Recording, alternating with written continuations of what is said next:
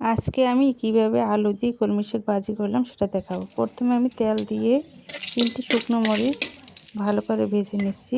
এখন পেঁয়াজ, কাঁচামরিচ, রসুন কুচি দিয়ে দিলাম।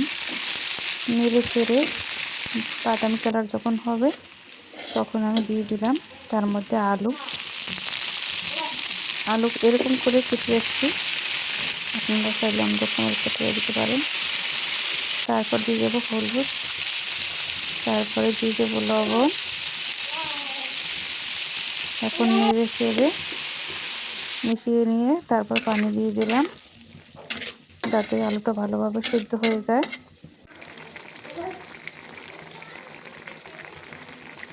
এই তো আমার আলু সিদ্ধ হয়ে গেছে। এখন কলমি শাকগুলো এভাবে কেটেছি, কলমি শাকগুলো দিয়ে দিলাম। এই তো আমার আলু দিয়ে কলমি শাক ভাজি হয়ে গেল।